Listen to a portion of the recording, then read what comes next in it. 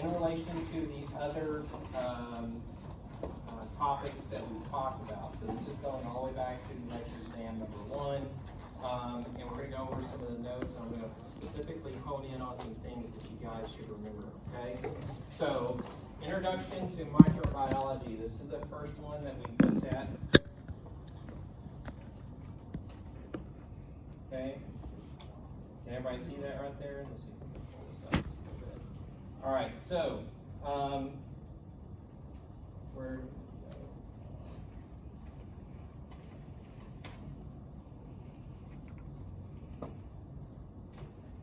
Okay, so let's see where we have to do. Okay, theory of spontaneous generation. So make sure you know that this is a naturalistic theory that talks about the origins of life. They came, essentially from non-living or decaying matter, organic matter. Okay, so this is in relation, of course, to microbes. That's what one of the areas, one of the specific areas on this set of notes that you need to look at. Fluid pasture, there was a specific experiment that he did, which was called the swan neck flask experiment, okay, that helped to disprove spontaneous generation and usher in the germ theory of disease concept. Okay, so this talks about that. Just remember that he did the swan neck flask experiment to help disprove a spontaneous generation. Dr. Koch, we kind of talked about him a little bit. This is, of course, associated with his ability to interpret cause of disease from an infection.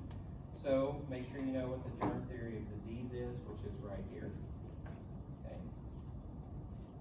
You should also know down at the bottom of this set of notes, which is his postulate list. So everybody remember Koch's postulates. How many are there? There are 4 of these. You need to know these in order and make sure you remember what each one of them state. Okay, so go over those. Again, make sure you know each one of those in order, because there's, I think, a couple of questions, 2 or 3 questions with this one on there, depending on which version you get, A or B, for the final. Okay. All right. So I think that's it for this one. Okay. Unless you want more.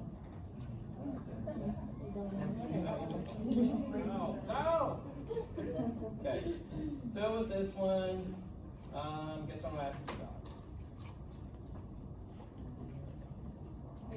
Gram stain. There we go. Gram stain. Gram positive, gram negative characteristics. What are the types of situations where you can have over decolorization, under decolorization? Which is that involving? Okay, so we talked about under decolorization of gram negatives. If you under decolorize gram negatives, what are they going to look like? Gram positives. If you over decolorize gram positives, what are they going to look like? Gram negatives, right? So make sure you know these steps in order, right? And of course, which one is the most important step of doing this, which is involving the decolorization step. So that's it for this one. This will be multiple choice only, right? Yeah. Do you want fill in the blank? No. Okay. Prokaryotic profiles. This is a pretty lengthy talk that we did. It had 20 slides in it. So the shapes of cells. So ones to remember, obviously, Coccus, Bacillus, Coccobacillus, all the ones that are listed here. We also talked about the arrangements. Diplo, Strepto, Tetrads, Sarcina, and also Staphylo, right? Everybody should kind of know these already. And then also, there's probably going to be pictures, right? So you guys did this on at lecture exam number 1. I had something like that at the very top. I said, which one's Diplococcus? Which one's Strepto? Things like that. And then also the shapes, okay? So remember those? We talked about the Vibrio having the curved rod, spirochetes, berylliums, bacillus. So just make sure you review all those, okay? So other than that, this area. So talking about the differences between gram-positives and gram-negatives, right? So what is the major component in the cell wall of bacteria? Peptoglycan. Okay, so peptoglycan is a polymer made up of NAG and NAM. We also talked about how gram-positives have a high deposit of peptoglycan in their cell wall, and how many membranes do they have? One. Gram-positive, they only have one, right? So they only have one membrane that's internal to the cell wall, right? Am I right on that? Okay. The other one that we talked about were the gram-negatives. Okay, so gram-negatives are different. They have how many membranes? Two. They have an outer and they have an inner membrane, and they have that sandwiched area with the cell wall, right? So that area is known as the periplasmic space. Make sure you guys remember we talked about LPS a lot, right? So everybody knows where LPS is found at, which is where the outer membrane of gram-negatives, okay? So again, these areas are really important in being able to differentiate gram-positives and gram-negatives. Make sure you know the difference between the cell wall, cell membrane areas.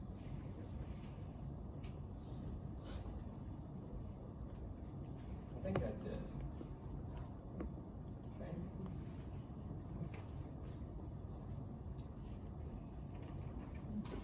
Okay, so this is the eukaryotes that are microbes. These include algae, protozoans, fungi, and also the parasitic forms, which I'm not going to ask you guys any questions on those. So, algae. So algae, you should know, these organisms are aquatic. They are photosynthetic organisms. They have the ability to exist as single cell forms or multicellular forms, okay? The other thing that I want you to remember is that there are specific organelle in their cytoplasm that is known as a chloroplast, okay? Which is right here, chloroplast, that's involved in absorbing light, okay? So that is how photosynthesis works. So again, algae is aquatic, they are photosynthetic, they can exist as single cell or multi-cell forms, and they contain this organelle called chloroplast. Protozoa are also primarily aquatic organisms. They only exist as single cell forms, and they're highly motile. Okay, they're highly motile organisms, and they are organic decomposers. So they decompose organic matter. All right, so decompose organic matter, aquatic, single cells. Okay, highly motile. The other thing that we talked about was an organism that causes malaria. Okay, so make sure you know the name of the organism, known as Plasmodium. Okay, so Plasmodium, and where is it transmitted? From a mosquito, known as the Anopheles mosquito. So again, protozoan that causes malaria is called Plasmodium, that is transmitted by a mosquito bite. Okay, don't have to remember the rest of this. Fungi. Fungi are terrestrial decomposers primarily, and they can be a single cell form or multicellular form. What's an example of a single cell form? The yeast, okay? Multicellular forms would include a mold or a mushroom, right? Okay, so these organisms have a cell wall that contains a specific chemical in it called chitin. Okay, so I do want you guys to remember this for chitin. So chitin is the cell wall component that is found in fungal organisms. All right, so chitin in their cell walls. All right, other than that, I think the rest of it is, you don't have to worry about any of the rest of this, okay?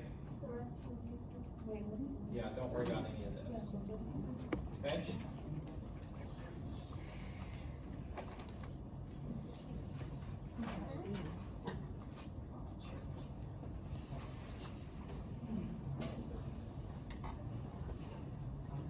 Okay, and the last one was microbial nutrition and growth, which was looking at how bacteria can grow in the environment. There was a specific area that we looked at, which was this guy. You guys remember this? Okay, remember the 5 different phases? Could you label this for me? Lag, log, stationary, death, prolonged decline. Has everybody got that? Okay, so make sure you know the stages that we talked about here in relation to this growth curve, being able to label it. So what is the first one over here? Lag, log, stationary, death, and then prolonged decline. Okay, and that's it from this one. You want one? Okay, and the last one here was controlling growth. I don't think I'm gonna ask any questions on that, so don't worry about that one. And that is good. All right, we're in DNA now. Yeah. Okay. So, what do we know about DNA? A lot of stuff, right? So DNA, you should know that has the nucleotides, okay, and the base pairing that we talked about. A is always going to be paired with T, G is paired with C. Make sure you know the hydrogen bonds that are associated between the base pairs, okay? And in relation to seeing a sequence, okay, there will be a sequence on the test like this right here with base pairing going from 5' to 3'. We talked about how the strands face opposite to each other, right? Remember the hands and elbows? Okay, 5 and 3 facing opposite, hydrogen bonds. Make sure you know the base pairing rules. Okay, everybody got that? The other thing that was important on this test was looking at the different enzymes, helicase, gyrase, polymerase, ligase. Probably, I think,